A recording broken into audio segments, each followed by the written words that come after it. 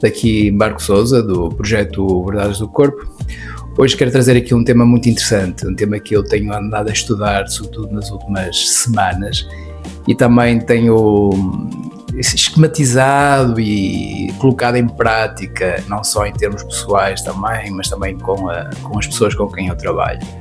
Não é algo novo, que eu já conheço já há alguns anos, mas ultimamente comecei realmente a perceber a importância de trazer este tema, porque influencia-nos numa sobremaneira incrível, e acho que da minha responsabilidade é impossível não deixar de passar esta informação, porque pode nos ajudar imenso, sobretudo a tomar consciência da forma como nós vivemos a nossa própria realidade, como o nosso inconsciente estrutura a realidade e a forma como é que o nosso cérebro percepciona uma ilusão que esta ilusão dificulta o aprofundamento do nosso psiquismo, nossa alma e no nosso ser, e por sua vez também prejudica um pouco também o trabalho de aprofundamento psicoterapêutico, porque se nós não tivermos consciência deste processo, que eu ainda vou partilhar, que é o triângulo dramático de Karpman, nós vamos nos perder numa história, num teatro, numa narrativa que eu considero desnecessária, de certa forma até um certo ponto, se caso nós queiramos ir um bocadinho mais além dos sintomas e da própria descoberta de quem nós somos, não é? E este tema pode ser uma revolução na forma como nós encaramos ou jogamos com o chamado teatro da vida.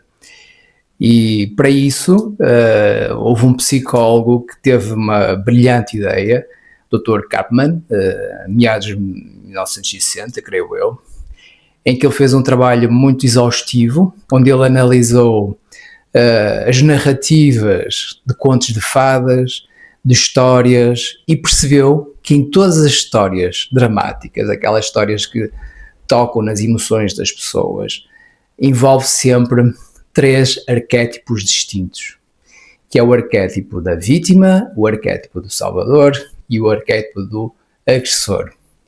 Até podemos pegar numa história básica que toda a gente conhece e que aprendemos sobretudo na nossa infância, e que acho que é um exemplo muito claro como é que a nossa mente subconsciente começa a ser programado com estes arquétipos. É a história do Capuchinho Vermelho, em que aqui podemos encaixar perfeitamente os 3 arquétipos, onde o Capuchinho Vermelho está a viver o arquétipo da vítima, que é aquela que é devorada pelo lobo mau. Temos o arquétipo do salvador, que é o caçador, e depois temos o arquétipo do agressor, que é o chamado lobo mau. E em todas as histórias, se repararem, existem sempre estes 3, digamos, personagens, arquétipos, que fazem uma espécie de um triângulo, onde através desse triângulo se cria uma narrativa emocional intensa. E quem escreve histórias e quem vive estas narrativas, e nosso próprio cérebro procura construir e dar sentido às nossas histórias, nós próprios, dentro de nós próprios, também vivemos esses 3 arquétipos. O arquétipo da vítima, o arquétipo do salvador e o arquétipo do agressor.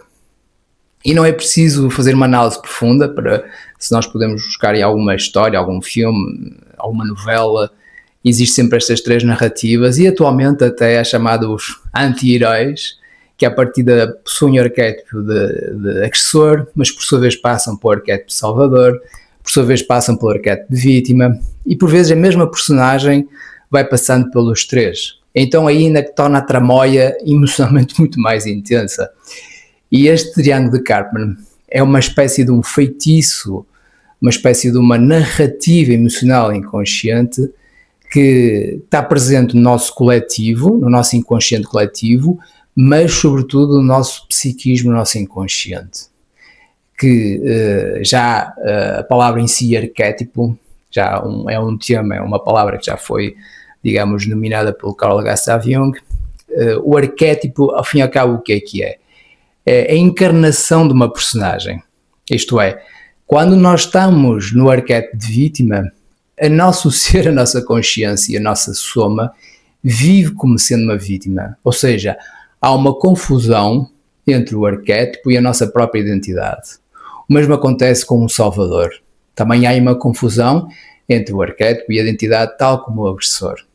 E quando nós confundimos o arquétipo com a nossa identidade, significa que nós estamos enrolados no triângulo dramático, e se nós não criamos o distanciamento desta triangulação ou destas personagens que surgem em nós acabamos por nos perder nesta narrativa e estamos envolvidos emocionalmente, perdendo o discernimento do nosso próprio self, perdendo o discernimento do nosso próprio centro interior.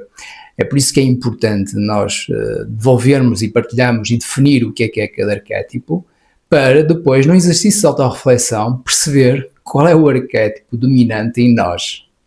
E a partir do momento em que identificamos o arquétipo dominante em nós já conseguimos criar uma distância nas histórias que nos acontecem na nossa vida, nas narrativas que nós damos à nossa vida, às narrativas que nós damos à nossa infância, aos nossos amores, ao nosso trabalho, à forma que nós vivemos. Criar essa distância e olhar para isso num lugar muito mais neutro, muito mais presente e muito mais centrado. É por isso que o triângulo de Cartman é muito importante haver esta consciência, porque a partir do momento em que nós identificamos qual é a personagem que nós estamos a viver, já conseguimos distanciar e aí sim nós podemos ir mais profundamente, de uma forma mais autêntica, mais crua, às nossas emoções, aos nossos conflitos emocionais e libertar essas personagens e libertar essas histórias e reformular a narrativa como nós vemos a realidade. Vou dar um exemplo. E aqui, agora cada um é um arquétipo. E no caso do arquétipo da vítima, é um arquétipo no qual eu tirei o doutoramento, por assim dizer, porque eu conheço perfeitamente este arquétipo. Eu próprio também fiquei muito possuído e de vez em quando este arquétipo surge e toma conta de mim.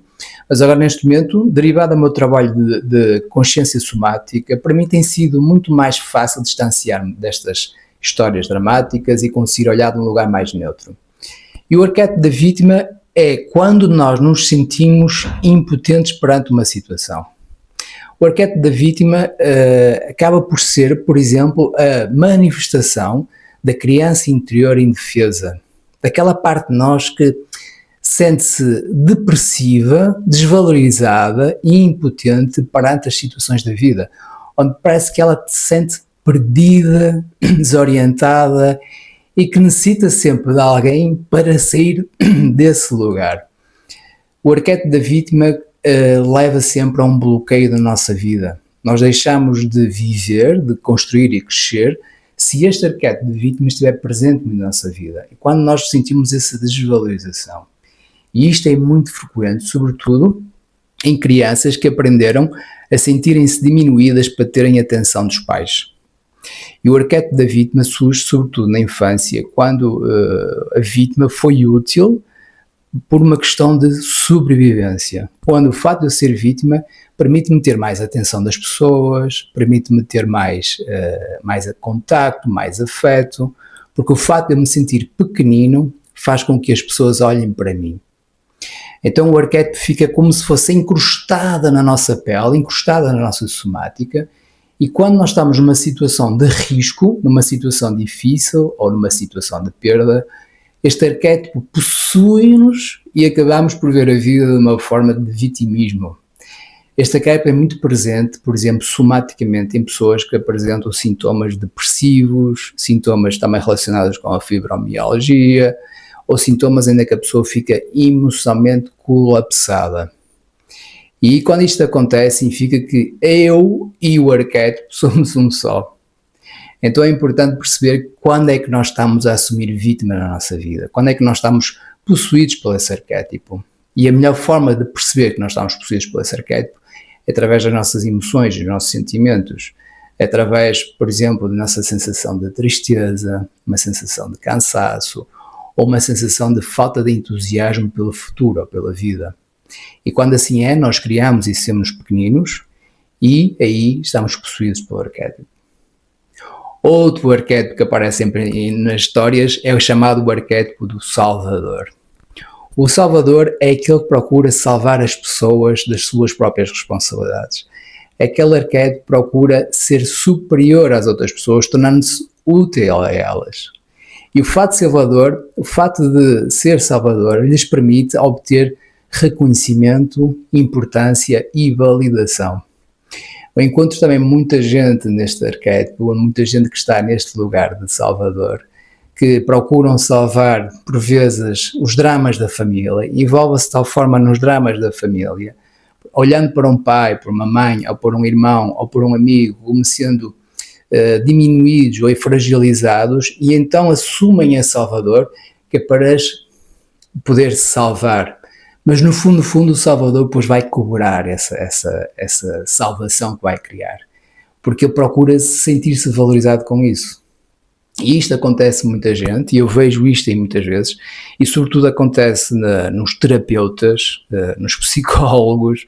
Eu próprio também já fui, de certa forma, possuído por este arquétipo, quando eu queria deixar com que as pessoas se deixassem sentir o sofrimento que estavam a passar e tentar forçá-las a saírem daquele caminho, mas no fundo o que eu estava a fazer era desrespeitar a própria pessoa, na sua própria essência, e alimentá-los do arquétipo de vítima, porque os salvadores alimentam-se das vítimas, tal como as vítimas procuram os salvadores. Então cria-se aqui uma dualidade terrível no qual cria uma espécie de uma dependência. É por isso que é importante a pessoa sair do salvador, porque quando se está no arquétipo de salvador, os sintomas que a pessoa sente, somaticamente, é chamada síndrome de exaustão emocional. Chega um momento em que a pessoa divide-se de tal forma perante o mundo, perante as obrigações, quer seja no trabalho, quer seja em casa, que deixa de colocar limites e é praticamente consumida interiormente, é parasitada energeticamente. Porque se ela disser não, basicamente ela vai perder esse reconhecimento. E aqui, tal como a vítima, é uma estratégia de defesa da infância, também apreendida na criança interior, também, para ela sentir-se útil perante a família, porque ela é só vista se cuidar de uma mãe doente, se cuidar de um pai ausente, se cuidar dos irmãos, porque foi assim que ela foi amada no seu meio, anulando-se ela própria, perdendo os seus próprios limites, para se tornar o salvador. E foi assim que ela recebeu afeto e reconhecimento. E claro que a criança, se estiver neste modo, quando se torna adulto, ela vai manter esta narrativa de busca de vítimas e às vezes até acaba por criar associações beneméritas para procurarem desenvolver este arquétipo. E é muito perigoso estar neste arquétipo. Sim, isto não implica que nós somos ausentes do sofrimento alheio, porque por natureza nós sentimos empatia, mas quando está no arquétipo existe uma sensação de superioridade. Eu faço isto porque é a minha obrigação, é o meu dever, porque eu sou um bom filho, sou uma boa filha, ou porque eu sou um marido valioso, eu sou uma esposa com muito sofrimento e consigo tolerar isto tudo, e muito facilmente o salvador passa-se a mártir. E quando isto acontece, é impossível o corpo manter este nível de energia, então colapsa. Daí o perigo de nós olharmos e envolvermos no arquétipo salvador, porque a partir do momento que estamos a fazer isso, estamos a desrespeitar a nossa pessoa, vendo-a como uma vítima. Quando no fundo, a única coisa que nós precisamos fazer é, em primeiro lugar, estar bem com nós próprios, salvarmos a nós próprios e, desse lugar de tranquilidade, estender a nossa mão e esperar que a outra pessoa nos agarre. O outro arquétipo que vem, que normalmente é o arquétipo que não surge nas consultas, que não surge no trabalho psicoterapêutico, é chamado o arquétipo do agressor. Normalmente, em consulta ou no trabalho psicoterapêutico, não encontro pessoas que estejam identificadas com este arquétipo, porque as pessoas que estão identificadas no arquétipo têm a tendência de expressar a sua raiva e culpabilizando o outro. Ou seja, o sofrimento delas de tal forma tão grande dentro delas, que a única forma de gerir, de certa forma, a dor e a angústia dela é projetar no exterior e culpar as outras pessoas para isso e para isso castigá-las pelo sofrimento. Isto acontece muitas vezes nas infâncias em que a criança é diminuída, é menosprezada, é rebaixada. Então, graças ao agressor, ela permite-se erguer, lutar, tornar-se forte. Então, o arquétipo do agressor, na sua infância, foi uma forma de garantir a sua sobrevivência. Mas, que ainda atualmente, se esta história estiver ainda presente e se este arquétipo estiver agarrado no psiquismo da pessoa, muito dificilmente a pessoa consegue distanciar. E normalmente um agressor, quando vem a fazer este trabalho psicoterapêutico, vem ou porque de certa forma, empurrada por alguém que decide que ela precisa de ajuda, ou se não, essa pessoa que está nesse arquétipo tem uma sensação de arrependimento dentro dela, em que ela começa-se a perceber que no fundo, ela também foi uma vítima de algo que sentiu e que a partir daí ela pode soltar-se do efeito deste arquétipo. E normalmente as pessoas que estão neste arquétipo têm uma dificuldade de terem autoconsciência, têm uma dificuldade de se conectarem espiritualmente, porque estão tão focadas no exterior, estão tão focadas na ação de criar domínio sobre outra pessoa, que elas próprias não conseguem autoconsciencializar-se, porque ao fazerem isso vão sentirem-se extremamente vulneráveis. E claro que se formos agora a juntar estas três peças, nós encontramos esta história numa família, nós encontramos esta história num clube, num grupo de amigos, onde cada qual por vezes circula durante este triângulo. Pois a função positiva deste arquétipo é a própria pessoa que está nestas energias emocionais neste triângulo, arranja aí uma solução de se sentir presente, de sentir-se viva, de sentir-se vivificada. Então cria-se uma espécie de emaranhamento nestas histórias todas, nessas narrativas todas que a pessoa sente, para ela, por significar que ela está ausente do seu próprio centro e que esse triângulo serve para ela se manter viva, presente, em alerta, criar uma história, procurar validação, partilhar esta história com as outras pessoas, mostrar o quanto eu sou forte, ou mostrar quanto eu sou salvador, ou mostrar quanto eu sou bom, ou mostrar quanto eu sou vítima, ou mostrar quanto eu sou coitadinho. E tudo isto acaba por criar aqui uma novela perante a nossa vida, e na qual o alimentar isso só nos prejudica e só nos distancia de nós próprios. Mas quando nós fazemos este trabalho psicoterapêutico, é importante perceber de que ponto eu estou a trabalhar o meu trabalho interior, em que arquétipo eu estou na minha criança interior. Será que na minha criança interior eu assumi o papel de vítima? Será que na minha criança interior eu assumi o papel de salvador? Ou será que eu assumi um papel de agressor? E o facto de nós termos consciência destes papéis não significa que nós temos que os largar, que os anular ou reprimir. Não, o primeiro passo que temos que fazer quando assumimos e conseguimos identificar qual é o nosso papel dominante, através das pistas que foi fornecido, e até podem pesquisar mais na internet, é com isso nós vamos conseguir compreender o porquê desse papel ter sido importante para mim. Porque a partir do momento em que nós criamos este diálogo com este arquétipo, nós começamos a perceber que tal um desses arquétipos foi bastante útil na nossa vida por uma questão de sobrevivência. E a partir do momento em que nós temos esta compreensão somática, não só uma compreensão mental, tem de sentir o porquê deste papel, é que é importante fazer este trabalho psicoterapêutico para nós podermos sentir nas nossas células o porquê para mim foi importante ser o salvador da minha família. O que é que isso me deu? De que é que me protegeu? Ou porquê é que foi importante para mim ser vítima ou agressor? E aí estar em paz com esta função arquetipal, esta arquitetura psíquica, este parasita mental que nos cria fora do nosso eixo, e com isso nós conseguimos ter mais espaço interior para ver realmente a realidade como é. Se eu na criança interior eu assumi o papel de vítima, aí já posso perceber que além do papel de me ter ajudado a salvar a minha vida, também foi importante porque quando nós conseguimos olhar o lado positivo da vítima, nós começamos a descobrir que a vítima nos permitiu a sermos sensíveis, a trabalhar a nossa intuição, a trabalhar a nossa sensibilidade. Por sua vez, o arquétipo Salvador nos permite descobrir qual é o nosso mestre interno. Onde é que está o nosso mestre interno? O que é o nosso mestre interno? Como é que eu posso encarnar esse mestre interno para mim? Por sua vez, o agressor permite-nos também descobrir o nosso potencial, a nossa capacidade de sermos assertivos, de dizer não àquilo que nos faz mal e a empoderar-nos. Porque todos estes arquétipos têm sempre um lado positivo, ou seja, eles vivem uma polaridade. É por isso que muita gente às vezes julga as pessoas que estão no papel de vítima, julgam as pessoas que estão no papel de salvadores ou até mesmo de agressores, quando na realidade esquecem-se que esse arquétipo e esse papel foi uma necessidade de sobrevivência durante a vida deles. Por isso que quando alguém começa a fazer esse trabalho psicoterapêutico, o primeiro passo que eu próprio faço é a pessoa ajudar-se a situar-se neste triângulo e perceber o porquê deste triângulo ter sido importante. Porque a vítima vai sempre encontrar salvadores e agressores. O salvador vai sempre encontrar vítimas e agressores.